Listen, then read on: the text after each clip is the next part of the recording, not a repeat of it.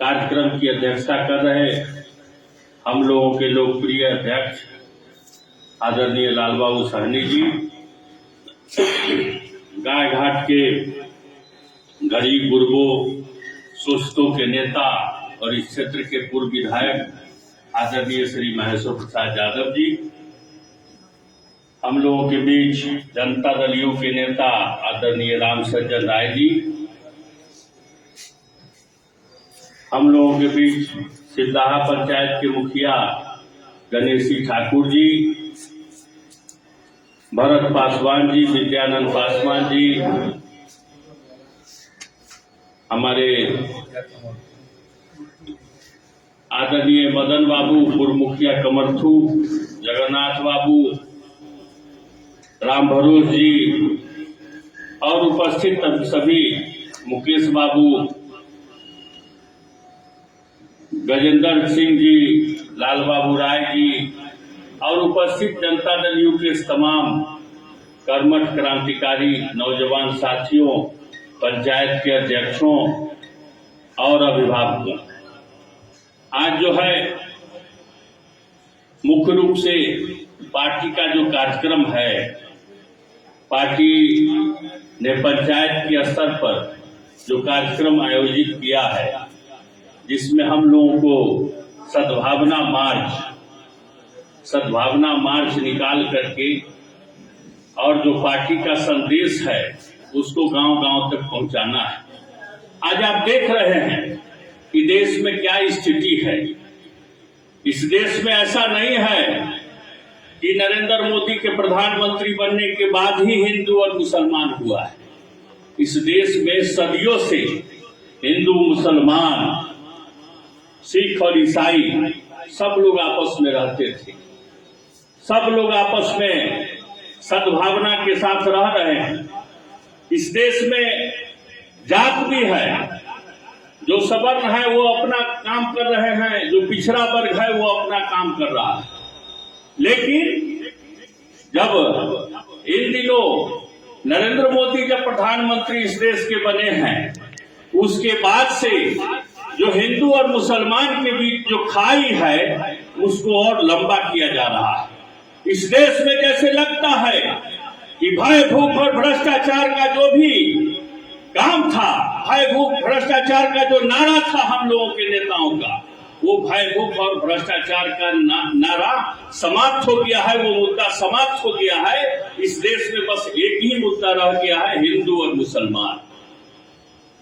आज आप देखते होंगे टीवी चैनलों पर कि जब संसद में मणिपुर की बात होती है, जब मणिपुर के बारे में लोग डिबेट करते हैं संसद में बैठ करके, और जब इस पर प्रधानमंत्री से वक्तव्य की मांग करते हैं, जब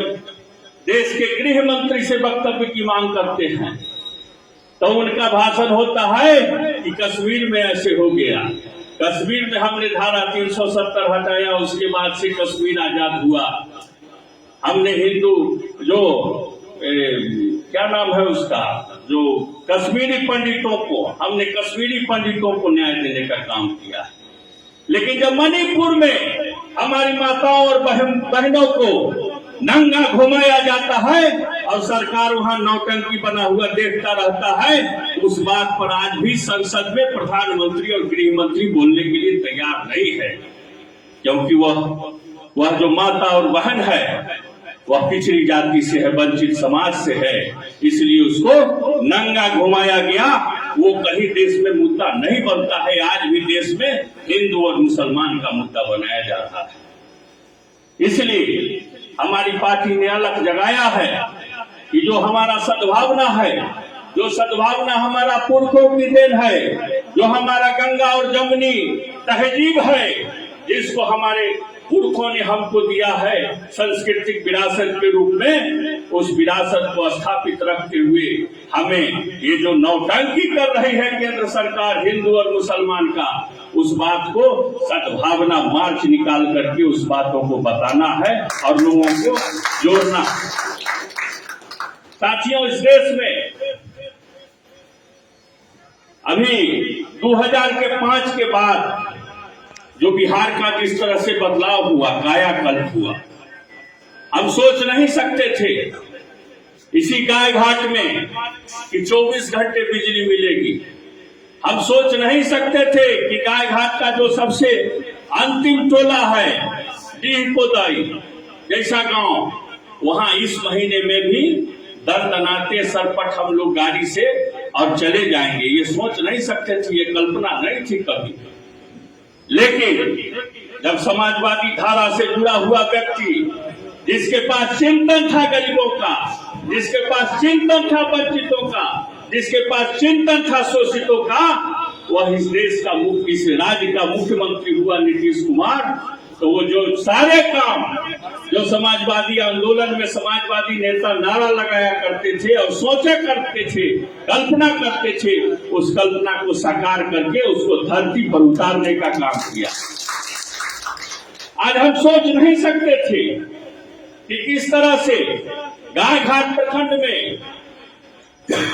कमरथुअर पिरौछा जैसे गांव में जो वंचित समाज का और शोषित समाज का आदमी है, वह भी मुखिया और सरपंच हो जाएगा, वह भी उस गांव का प्रतिनिधित्व करेगा। वो सोच नहीं सकते थे, सिर्फ नारा लगाते थे कि संसोपा ने बाधी गांठ, पिछड़ा पावे 100 में 60। लेकिन जो कल्पना थी समाजवादी आंदोलन की, उस कल्पना को पूरा करने का काम अगर किसी ने पूरी ईमानदारी के साथ करने का काम किया है तो उस व्यक्ति का नाम नीतीश कुमार है। और यही कारण है कि आज देश की तमाम विपक्षी पार्टियों ने देखा है कि हम कांग्रेस के नेतृत्व में 3 बार से लड़ाइयां लड़ रहे हैं, लेकिन जो नरेंद्र मोदी है, जो यह छलिया है,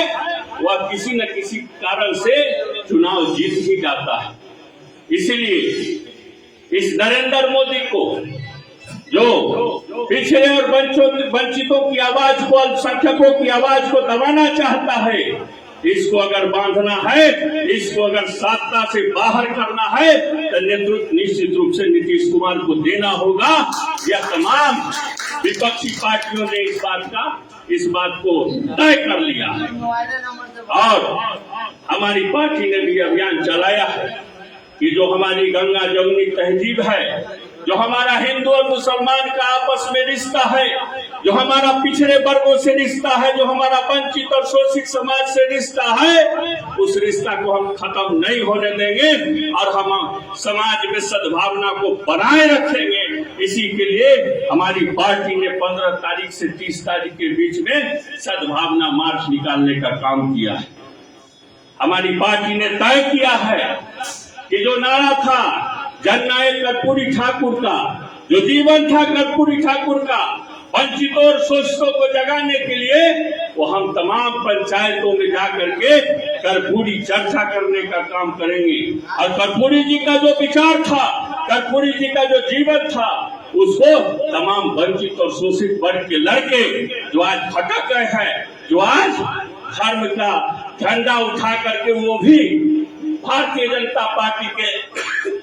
बहलावे में आ जाते हैं, वैसे लोगों को सचेत करके और हमको अपनी धारा को मजबूत करना है। इसलिए हमारा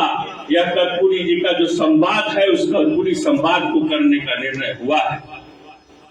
और इस काम को हम लोगों को पूरी ईमानदारी के साथ करना है। आज साथियों देख रहे हैं कि किस तरह से नारा लगाया जा रहा है कि राम के नाम पर तमाम हिंदू वर्ग को इकट्ठा कर लिया जाए और मुसलमान को इस देश का दुश्मन ठहरा दिया जाए। आप सोच सकते हैं कि अगर मुसलमान हमारा साथी नहीं होता तो जो पिछड़ा और वंचित समाज का लोग सत्ता में आज आया है, कभी सत्ता में पहुंच पाता? कभी नहीं पहुंच पाता।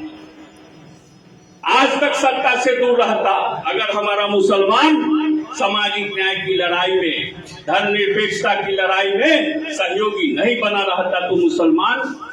तो कभी हम लोग सत्ता से जुड़ नहीं पाते और सत्ता में नहीं आ पाते। यही कारण है कि जो सांप्रदायिक शक्तियां हैं, उन्होंने मुसलमान को अपना दुश्मन मान लिया है। इसी सब बातों को हम लोगों को बताने के लिए जो पार्टी का कार्यक्रम है उसको विस्तार से चलाना है और जो हमारे पंचायत के अध्यक्ष हैं, जो हमारे नेता हैं, उन लोगों को पूरी मुस्तैदी के साथ अपने अपने गांव में कैंप करके और पार्टी का जो कार्यक्रम है, पार्टी की जो नीतियां हैं, उनको आगे बढ़ाना है। इसी आशा और विश्वास के साथ मैं आप लोगों से एक बार पुनः आग्रह करूंगा, जो पार्टी का जो कार्यक्रम है 15 अगस्त का, कि वंचित और शोषित समाज के जो टोला है, उसमें जो अनुसूचित जाति के जो बूढ़े लोग हैं, जिन्होंने सामाजिक कार्यक्रम में अपना योगदान दिया है, उनसे झंडा फहरवाना है और वहां हम लोगों को उपस्थित रहना है। इन्हीं कार्यक्रम को आप लोग पूरी तन मन धन के साथ आगे चलाने का काम करेंगे। इसी आशा और विश्वास के साथ मैं अपनी बात को समाप्त करता हूं। जय हिंद, जय भारत, जय नीतीश कुमार।